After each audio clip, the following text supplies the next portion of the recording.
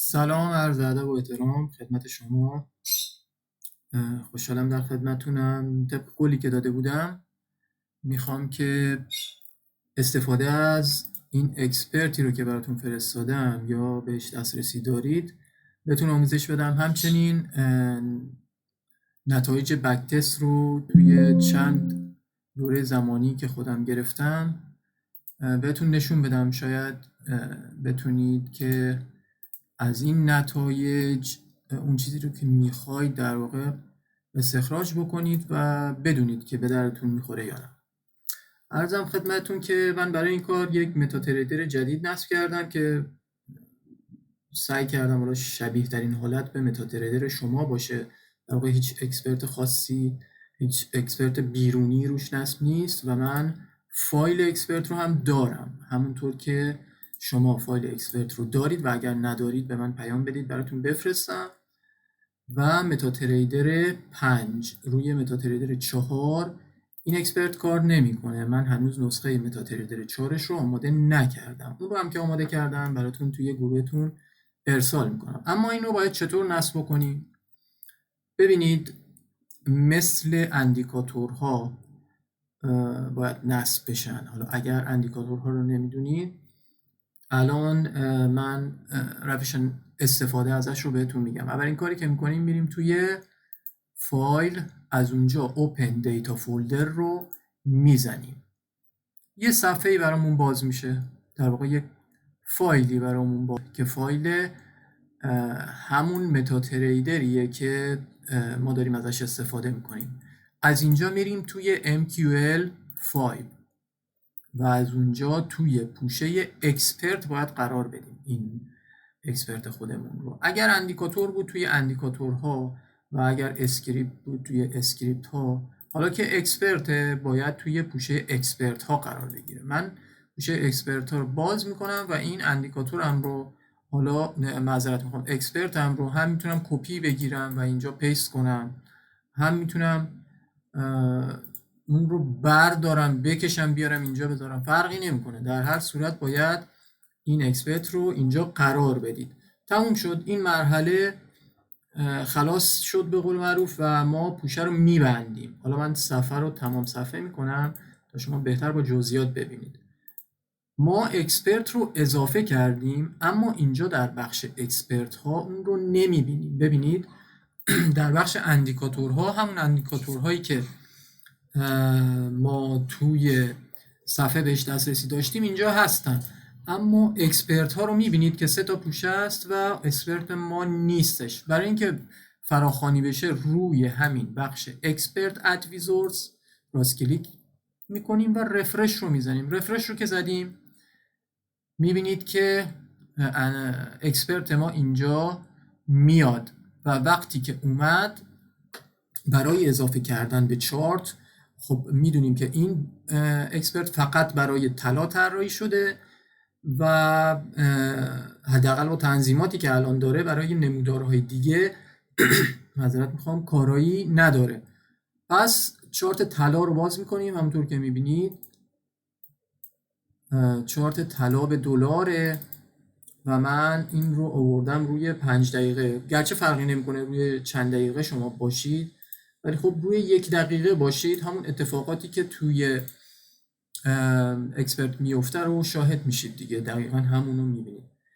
برای اینکه این اکسپرت رو به چارتمون اضافه کنیم کافیه برش داریم. ببینید از همینجا من برداشتم انداختم توی چارت. خب چیزی که میبینید مشخصات اکسپرت. من برای اینکه بتونم ازش استفاده کنم باید تیک رو بزنم و بعد اگر خواستم تنظیمات اینپوت رو مطابق سلیقه خودم تغییر بدم. من نتایجی که الان براتون ارسال در واقع نشون میدم بهتون و توی گروهتون ارسال کرده بودم با این تنظیماته. یعنی اگر تنظیمات رو تغییر ندید همون نتایج رو خواهید دید. میبینید که تنظیم شده برای معاملاتی با درصدی از بالانس. یعنی در واقع هر چقدر بالانس شما بزرگ یا کوچیک باشه فرقی نمیکنه موجودی شما و 0.5% از بالانس شما رو ریسک میکنه، یعنی میگذاره توی استاپ که استاپ ما هم اینجا 35 پی پی ها 350 پیپته و بقیه موارد رو هم حالا فکر میکنم خوبه که اینجا بقیه موارد رو هم بگم. اگر خواستید روی لاتیج مشخصی همیشه معامله بکنه باید فیکس لات رو بزنید و اینجا اون مقدار لاتیج رو وارد بکنید، مثلا 1/100 لات. ولی اگر خواستید بر روی درصدی از بالانس این کار رو انجام بده، خب اون رو روی درصدی از بالانس میذارید و اینجا میایید اون مقدار رو وارد میکنید. همونطور که میبینید در حالت دیفالتش روی 0.5%. بقیه چی هستن؟ این همونطور که میبینید روی سربرگاشون نوشته ضریب حجم لات در روزهای هفته.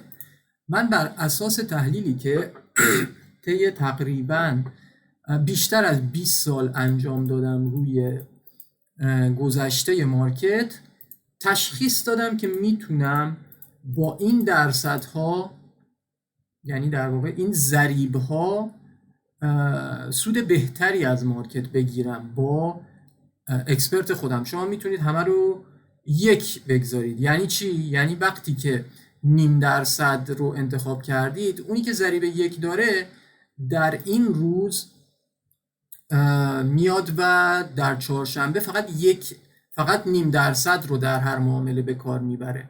اما در روز سه‌شنبه از اونجایی که ریسک معاملات بالاست و بیشتر سه‌شنبه ها ضررده بودن، من اومدم اینو نصف کردم. یعنی چی؟ سه‌شنبه ها شما درسته که این رو روی 0.5% گذاشتید، ولی روی 25% میاد معامله میکنه. از اونجایی که بیشترین سودها رو روز پنجشنبه، جمعه و دوشنبه گرفتیم، من اینا رو 2 برابر کردم و نتیجه رو هم دیدید. یعنی با همین ضریب ها ما اون نتیجه ها رو گرفتیم. این در واقع بخش مربوط به چجوری بگم؟ مربوط به اینه که وقتی که اکسپرت تشخیص میده که قرار یک اوردری بکاره، اون فاصله از اوردر کجا باشه تا این اوردرها 24 ساعت روی نمودار ما نباشند. این میزان فاصله ایه که از اوردری که قرار بگذاره رعایت میکنه. یعنی تا وقتی که به 200 پوینت نرسیده، یعنی 20 پیپ، اوردرش رو نمیکاره، چون در این صورت خب ممکنه که مدت زمان زیادی شما اون اوردر رو ببینید و اصلا فعال هم نشه. خب این مقدار رو من کم کردم تا شما احتمال اینکه اوردرهایی که گذاشته میشه توسط اکسپرت فعال بشن و شما اونا رو ببینید بیشتر باشه. گرچه حالا ببینید یا نبینید، اگر که شرایط مناسب باشه خودش معامله رو میگیره، فرقی نمیکنه. و این رو در حالت ترو بگذارید و این رو فلسش نکنید، وگرنه ممکنه که تعدادی اوردر همیشه روی چارت شما باشه که هیچ وقت هم فعال نمیشن و تا شب اونا بمونن و در تحلیل ممکنه شما رو اذیت بکنن. این چیزی که هست، این چیزی که اینجا میبینیم ممکنه بعداً تغییر کنه. این یک عدده که مربوط به دقیقه‌ای هست که از نظر من دقیقه جادوییه بعد از باز شدن لندنه. من الان دقیقه 21 رو وارد کردم و بک تستی که دیدید هم از همین دقیقه 21 گرفته شده. اما اگر بعداً گفتم این رو تغییر بدید بر اساس حالا یافته‌هایی که بعداً به دست میارم، شما میتونید این کار رو بکنید. بهترین نتایج رو من توی همین دقیقه 21 گرفتم. حد سود، حد ضرر، حد سود تقریبا هیچ وقت برخورد نمیکنه، چون که تریل میشه سود ما و تقریبا هیچ وقت 500 پیپ رو یک جا شما نمیگیرید. ولی چون تریلش میکنه، خب ما از اونجایی که ممکنه باگ بخوره، مشکلی پیش بیاد، نمیدونم حالا به هر دلیلی، باید حد سودی داشته باشیم. بالاخره یه حد سود گذاشتیم در حالی که معمولا این حد سود نمیخوره و با تریل کردن، این دنبال کردن سود، ما سودمون رو از تک تک معاملات میگیریم. حد ضررمون 35 پیپ، اسلیپیج 5 پیپ، در واقع 5 پوینت. حد اکثر اسپرد برای اینکه بیاد اکسپرت و معامله انجام بده 30، شما میتونید این رو کمتر بکنید، بیشترش نکنید چون خوب نیست، ولی اگر کمترش بکنید تعداد معاملاتتون کمتر میشه، اما خب اطمینان بیشتری میتونید پیدا بکنید. البته این مهمه که شما توی اون حسابی که دارید باهاش معامله میکنید اسپردتون چند باشه. اگر که خب اسپرد در واقع نمودار طلای شما بیشتر از 30 این به دردتون نمیخوره. همونطور که قبلا گفتم این اکسپرت بیشتر به درد حساب‌های ECN و ECN Pro میخوره، به درد حساب‌های کلاسیک تقریبا میشه گفت نمیخوره، چون بیشتر اونها حالا یا اسپرد بالاتری دارن یا اسپرد مواج دارن که در واقع اون ممکنه که خیلی از زمانهایی که نیاز به ورود معامله است از 30 بیشتر باشه. اینجا هم ما روزهای هفته رو داریم که دوشنبه تا جمعه میتونید اونا رو فعال یا غیر فعال بکنید. یعنی مثلا شاید دوست داشتید مثلا چهارشنبه ها معامله نکنه، خب میتونید اون رو غیر فعال بکنید یا فقط یک روز رو فعال بکنید. اینا رو گذاشتن تا دست شما باز باشه برای این کار. مدیریت معاملات بر حسب پوند. این اعداد هم اعداد جادویی هست که من به دست آوردم برای اینکه از تمام معاملات حد اکثر استفاده رو بکنیم. بریکیون و تریلینگ استاپ ما روی این اعداد تنظیم شدن و من پیشنهاد میکنم این دوتا رو تغییر ندید، چون این اعداد بسیار مهمی هستن. با کمی بالا پایین رفتن اینها اون بازخوردی که توی معاملات دیدید در بک تست ها رو دیگه انتظار نداشته باشید. شاید شما تونستید با تغییر دادن اینها و بک تست گرفتن نتایج بهتری بگیرید، ولی از اونجایی که من مدت ها این کار رو کردم فعلا من این نتایج رو با حساب ECN گرفتم. منطق جایگزین، این منطق جایگزین چیزی هستش که در واقع ممکنه بعضی از روزها تعداد معاملات رو افزایش بده. یعنی چی؟ بعضی از روزها و با رسیدن قیمت به بعضی از اوردرهای کاشته شده ممکنه شرایط اونطور مناسب ورود به معامله نباشه، حالا به هر دلیلی، اسلیپیج، اسپرد یا حتی ضرر کردن یا خوب سود نگرفتن، اما تشخیص دادن به این که احتمال سود همچنان وجود داره. این منطقه جایگزین یک محاسبات پیچیده‌ای پشتش هست که وقتی فعال باشه میاد و بعد از معاملات بهتری رو سعی میکنه بگیره، درست بعد از معامله‌ای که انجام داده.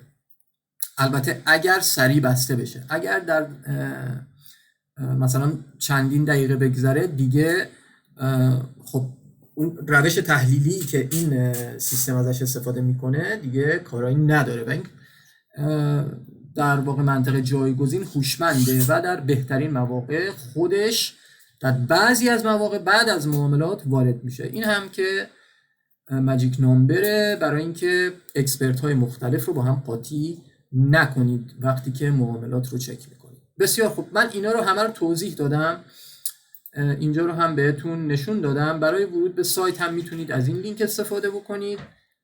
سایت ما رو که میشناسید خودتون همیشه بهش سر میزنید.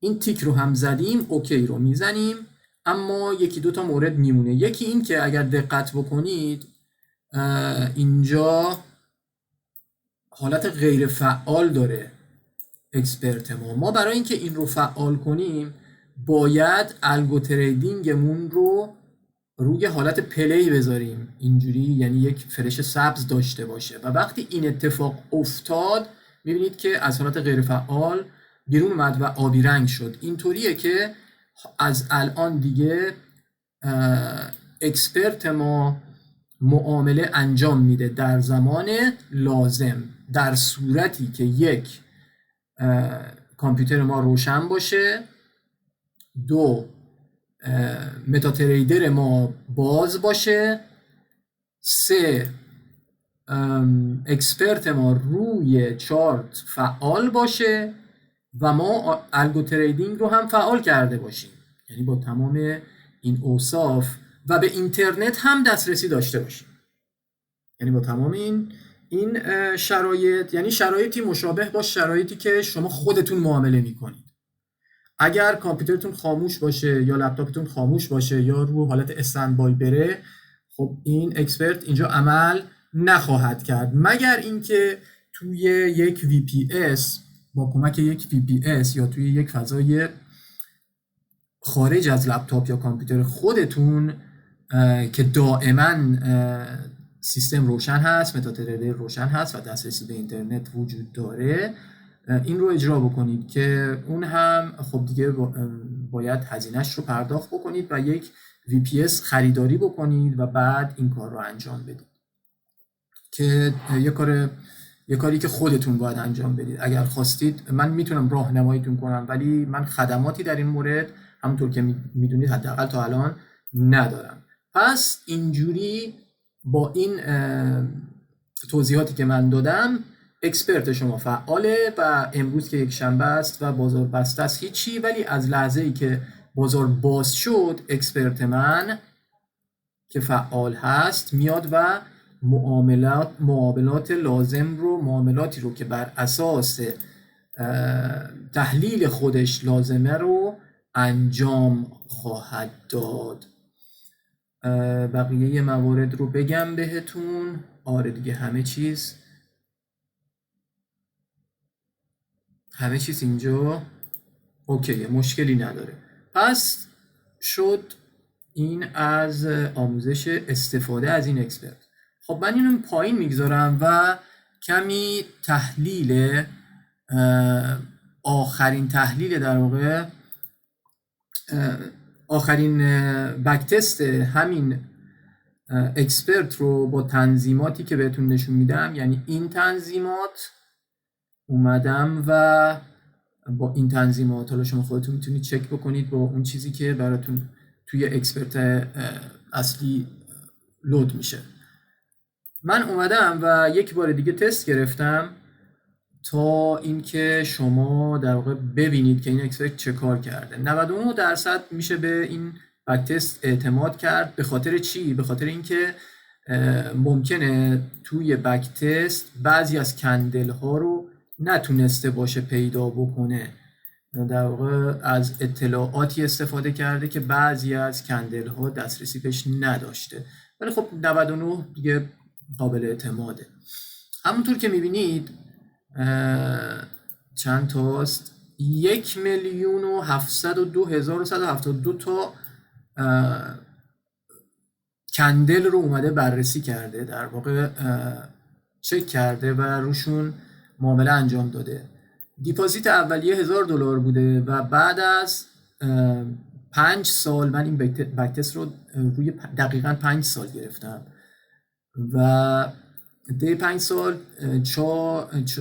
4700 دلار، $4709 در واقع به ما سود داده. 9300 تا گرفته و 4600 تا از دست داده و این مقدار مونده. بقیه موارد پروفیت فاکتور ما خیلی خوب نیست به نظر من. 200 برای حالا اکسپرت هایی که قبلا نوشتم اصلا ناچیزه و توی اکسپرت هایی که بعدم براتون میفرستم شما میبینید که چقدر این پروفیت فاکتور زیاده. یعنی حالا این دو خوبه ببینید از 1 به بالا خوبه، یعنی 1.1 هم یعنی سوده. 2 یعنی چی؟ یعنی به ازای هر $1 که از دست میده $2 و $2.02 به دست میاره. پس این عدد بدی نیست، ولی خب حالا نسبت به استانداردی که خودم دارم این عدد به نظرم کوچیک میاد. ریکاوری فاکتور هم که 16.5 که خیلی خوبه. این یعنی چی؟ یعنی این که وقتی که میفته تو ضرر با سرعت میتونه دوباره خودش رو به سود برسونه. حالا از بخشای مهم دیگه اینه که مثلا مکزیموم درادانش نسبت به بالانس 5% بوده کل این 5 سال، هیچ وقت از 5.23 بالاتر نرفته. این در بالاترین حالتشه، یعنی فکر نکنید طی این 5 سال همیشه 5.23 بوده یا هر روز همین بوده.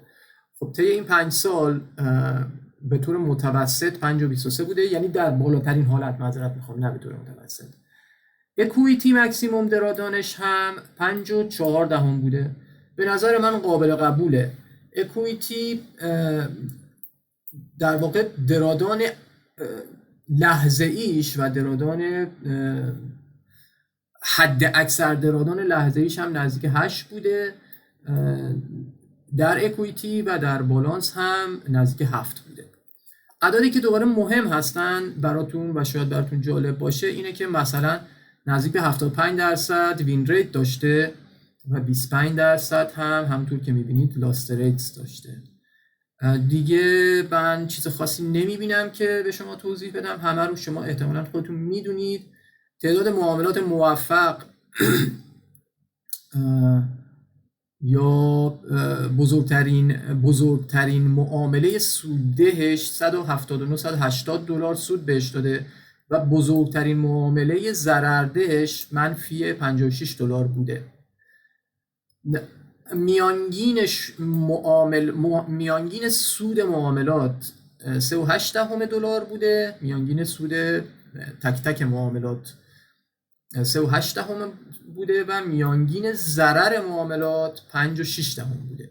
ولی از اونجایی که ما در برابر هر دلار که از دست میدیم 2 دلار به دست میاریم، با این وجود که این عدد بزرگتره، همچنان ما وین ریت 75 رو داریم و این در واقع این منطق باعث میشه که شما متوجه بشید که چطور داره سود میکنه این اکسپرت. موارد دیگه هم که خیلی کلی هستن، چندان وقتتون رو بابتشون نمیگیرم. میرم پایینتر تا اطلاعات بیشتری داشته باشیم. خب میام اینجا جدول ها رو میبینیم که ورود بر اساس ساعت و بر اساس سشن های آسیا، اروپا و آمریکا از 7 صبح بوده تا 23. خب حالا اینجا داریم میبینیم که بیشترین ورودها در ساعت 15 به وقت بروکر انجام شده. ورود به معامله، بعدی 16، بعدی 17 که اینها در واقع ساعتهای سشن آمریکا هستن، اینها ساعتهای سشن آسیا هستن و این هم اروپا هستن، معذرت میخوام، و این هم بخشی از سشن آسیا هستش. ورود بر اساس هفته، روزهای هفته. در روز دوشنبه کمترین ورود به معامله رو داشتیم، به لحاظ حجم در روز سه‌شنبه بیشتر، جمعه بیشتر، پنجشنبه بیشتر و بیشترین ورود به معامله رو روزهای چهارشنبه انجام داده. خب این هم اطلاعاتیه که شاید شما به دردتون بخوره. Entry by months یعنی ورود بر اساس ماه‌های میلادی، تقریبا نزدیک به همه. ببینید بیشترین میزان رو توی آگست انجام داده که تقریبا 370 معامله توی آگوست انجام داده. بعد از اون جونه که همینطور کمتر و کمتر میشه و تقریبا نزدیک دیگه. ببینید خیلی تفاوت زیادی با هم ندارن. حالا میریم سراغ سود، چیزی که شما شاید بیشتر دوست داشته باشید درباره اون بدونید. سود اکسپرت ما بیش از همیشه در ساعت 15 بوده. ببینید نسبت سود به ضرر هم واقعا خیلی زیاده. همونطور که میبینید در ساعت 21 هم درسته که میزان سودی که به دست اومده خیلی زیاد نیست، اما نسبت سود به ضرر خیلی بیشتره و ما اینطور که میبینیم در ساعت 15 و در ساعت 21 زمانی هستن که معاملات ما بسته میشن و احتمالاً بیشترین سود رو اینجا دریافت میکنیم. ساعت‌های دیگر رو هم اینجا می‌بینید، مثلا ساعت 8 صبح به وقت بروکر هم ساعت بعدی به نظر نمیرسه برای سود کردن.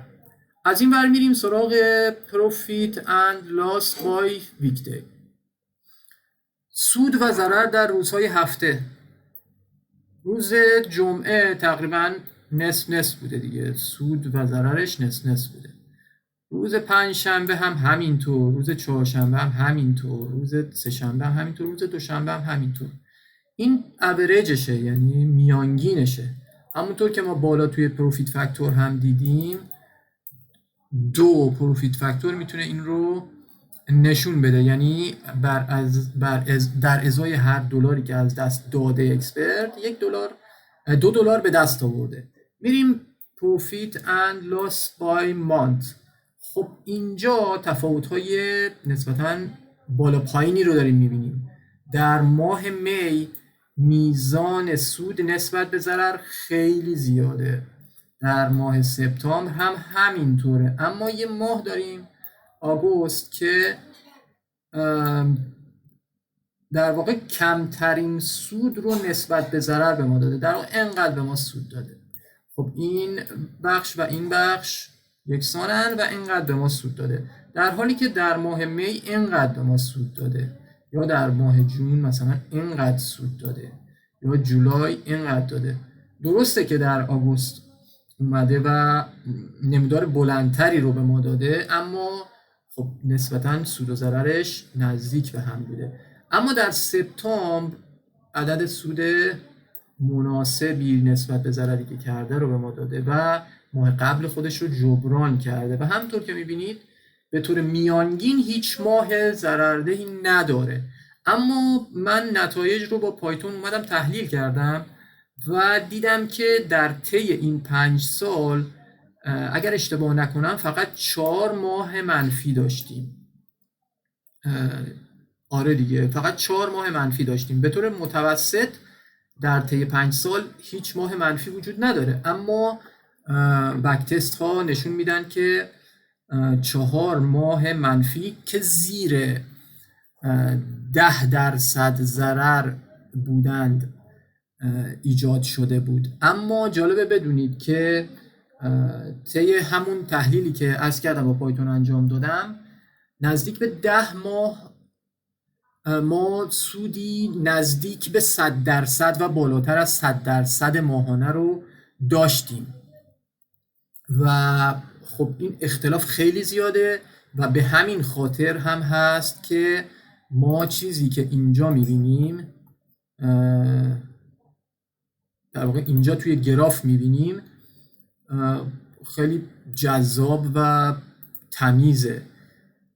ببینید صاف، نه تنها صاف، با زاویه رفته بالا و این خیلی خیلی میتونه برای هر معامله‌گری جذاب باشه. میبینید که دوره های کند شدن یا دوره های افتش بسیار بسیار کوتاهه. بذارید رنگ اینو عوض کنم، مثلا فقط یه مقدار اینجا یک افت نسبی رو داشته که احتمالاً اون 4 ماه هم یه جایی همین جاها قرار میگیره، یا مثلا اینجا، ولی دیگه تقریبا هیچ افتی نداره جز اینجا هم هستش. درسته دیگه هیچ افتی آنچنان نیست اینجا که خیلی ناچیزه و همین دیگه، اینم که تقریبا افت نیست، اومده و حرکت تقریبا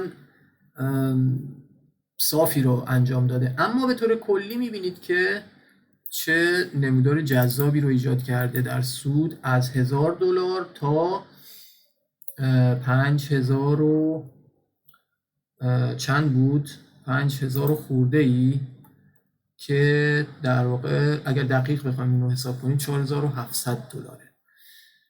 اینها هم سود نسبت به ضرر در نمودار هستند که همونطور که میبینید اگر صفر ما اینجا باشه میزان سود ما بزرگترینش اینجاست و به همین شکل این اعداد سود ما هستند که رشد رو نشون میدن و بیشترین حجم سود رو همون تا تقریبا $40 به دست آورده، اگر این بر اساس دلار باشه که نمیدونم همینطوره یا نه. و همچنین بیشترین سود رو از نظر این جدول بر اساس چیه؟ بر اساس سوده و آره ضررها رو ببینید همه زیر، یعنی بالاتر از 70 و سودها حد اکثرش تا 180 رفته. پوزیشن ها هم بر اساس نگهداری زمان بیشترین زمانی که پوزیشن نگهداری شده اینه که یه دونه است و بین بر اساس مینوت باید باشه، بر اساس دقیقه اگر باشه اینجاست و همونطور که میبینید اگر این 48 باشه و این 96 شاید یه جای اینجاها میشه 1 ساعت. یعنی بیشتر معاملات در کمتر از 1 ساعت بسته شدن. خیلی تعداد زیادی از معاملات فرضاً اگر اینو 200 مثلا در نظر بگیریم، مثلا تعداد ناچیزی از معاملات بیشتر از 200 دقیقه یا بیشتر از حتی بگم 3 ساعت طول کشیدن که بسته بشن. بیشتر اونها یعنی تقریباً بیشتر از نصف اونها در نیم ساعت اول و حتی 20 دقیقه اول بسته شدن. پس نسبتاً میشه گفت که اکسپرت سریعی هستش در بستن معاملات. و این هم گراف جذاب و خوشگلی که ما داریم و نشون میده که حرکت سود و ضرر و بالاخره عملکرد اکسپرت از 6/10/2022 در واقع اینجا رو نشون میده. در این رو من از اشتباه نکنم از اواخر برج 9 2020 گرفتم. یعنی سعی کردم که 5 سال تقویمی دقیق رو بیارم و اینجا بک‌تستش رو بگیرم. اینجا هست، چرا داریم پیچیده‌اش میکنیم؟ ببینید از 26/9/2020 تا 26/9/2025 این بک‌تست رو گرفتم. شرایط حساب و بک‌تست رو هم میبینید. دیپازیت 1000 و لورج 1/500. من با این شرایط این بک‌تست رو گرفتم. میبینید که همون اکسپرتی هستش که شما در اختیار دارید، دی ورژن 1. من با این اومدم و روی نمودار طلا در تایم 1 دقیقه بک‌تست گرفتم و این نتایج رو با هم دیدیم. اگر سوالی بود به من زنگ بزنید یا پیام بگذارید یا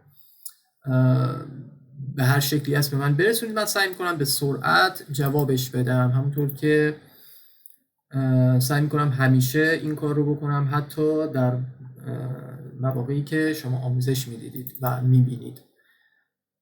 در هر صورت امیدوارم که از این اکسپرت استفاده بکنید و سودش رو هم بگیرید. یه نکته ای رو من نگفتم و اون نکته مهمیه. حالا یادم نمیاد گفتم، نیم ساعت هم بیشتر نگذشته، ولی این عدد ورود به درصد رو من روی نیم گذاشتم، اما شما میتونید بیشترش کنید. ببینید این با 0.5% شما بسیار محتاطانه معامله میکنید و سودی که دریافت میکنید هم طی 5 سال نزدیک به 5 برابره. اما اگر اون رو تغییر بدید و بیارید مثلا روی، ببینید من الان این رو باز کنم تا یک ارزم به خدمتون 5% ریسک رو بهتون نشون بدم. خب 5% ریسک، بیام و اینجا فایل اکسلش رو براتون باز کنم. اکسلش که چیزی که میخوایم رو به ما نشون بده. ببخشید اگر کمی سنگینه، چون فکر میکنم برای مدت زمان خیلی بیشتریه و برای 5 سال نیست. حالا بازش کنیم متوجه میشیم، چون که تاریخ شروع و پایان رو هم زده. یا بیاید و من HTML رو باز کنم سریع‌تره. بله HTML. ببینید من این بک تست رو با 5% ریسک گرفتم. یه مقدار تغییرات هم داره، یعنی یه مقدار تنظیماتش هم فرق میکنه با مال شما، اما خب نتایج تقریبا همون چیزی میشه که شما خواهید گرفت.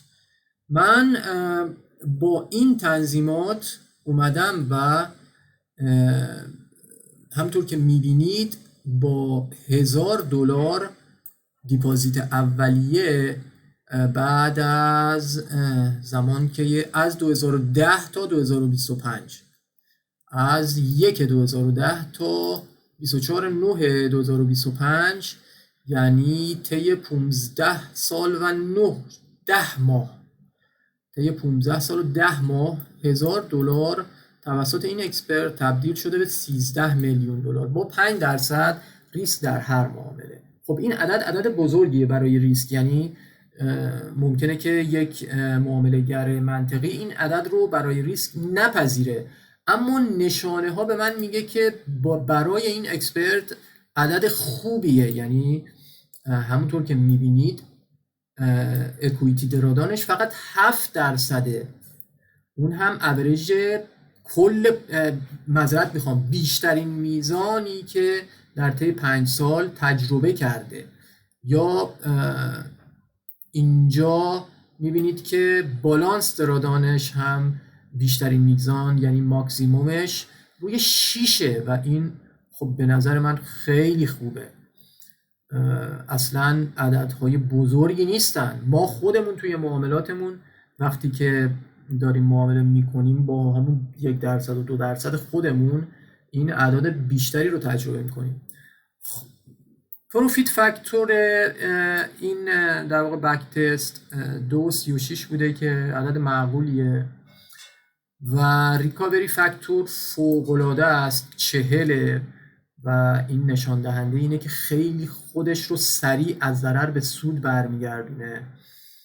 و حالا جذابترین بخشش همین بود دیگه، این که با $1000 اولیه طی 15 سال 13 میلیون دلار به دست آورده. پس شما اون عدد رو تغییر بدید، یعنی اون عدد 0.5% رو تغییر بدید، تغییر خیلی زیادی احتمالاً توی نتایج خواهید دید. من پیشنهاد میکنم 1% یا 2% رو انتخاب بکنید و صبر داشته باشید. ببینید اینجا رو طی این 15 سال خب بیشترین زمانی که ما یک روند صعودی معقول و تمیز رو ازش انتظار داریم در واقع اینجا هستش، یعنی در 4 سال بعدی اتفاق افتاده، گرچه توی مثلا 1 سال اول هم عدد کمی به دست نیاورده. میبینید که اولین عدد بعد از جدول، اولین عددی که اینجا هستش که توی این گرید ها میشه گفت اولین عدد بعد از شروع، خب خودش عرضم به خدمتتون 2 میلیونه، یعنی 2,073,000 دلاره و عدد کوچیکی نیست. اما شما خب ریسکتون رو کمتر کنید، یعنی با 5% این کار رو نکنید، گرچه همون توضیحات رو اگر نسبت به این جداول بدم متوجه میشید که واقعا سودهای خوبی داشته. مثلا اینجا ماهانه رو نگاه کنید، ما ماهانه طی 5 سال گذشته ما در آگست تقریبا سود و ضررمون یکسان بود، گرچه سودمون بیشتر بود، ولی اینجا میبینید که سودش بیشتره. خب این رو از همون این در واقع از این میتونیم برداشتش کنیم. هر چقدر این عدد بزرگتر باشه یعنی چی؟ یعنی سودها بزرگتر نسبت به ضررها هستند و به طور میانگین.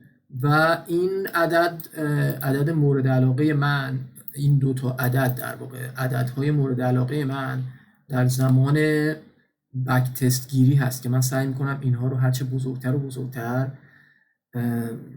ببینم و تلاش میکنم اکسپرت ها رو به این روز در واقع به این شکل ترتیب بدم. بسیار خب، من وقت شما رو بیشتر نمیگیرم، نزدیک به 40 دقیقه است دارم صحبت میکنم، گرچه تلاش کردم که توی این 40 دقیقه یا در زمانی که دارم صحبت میکنم بیشترین اطلاعات لازم شما رو بهتون برسونم که شما بتونید بهترین استفاده از اکسپرت رو ببرید. من اینو کنسل کردم، برای همین کامل لود نشده. شاید دوست داشته باشید انتهای این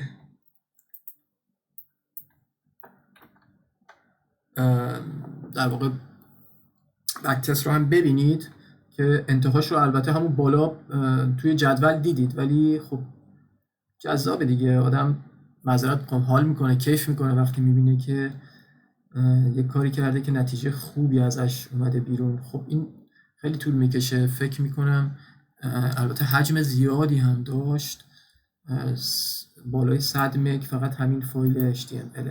بسیار خب، وقتتون رو نمیگیرم و براتون سود زیاد، خوشحالی زیاد و خوشبختی و سلامتی آرزو میکنم. اگر سوالی بود در خدمتتون هستم و اگر دسترسی به اکسپرت ندارید به هم اطلاع بدید. اگر هم سوالی در مورد اکسپرت دارید، در مورد تنظیماتش دارید یا هر چیز دیگه‌ای به من اطلاع بدید. و اگر نیاز به آپدیت کردن بود هم که من به شما اطلاع میدم.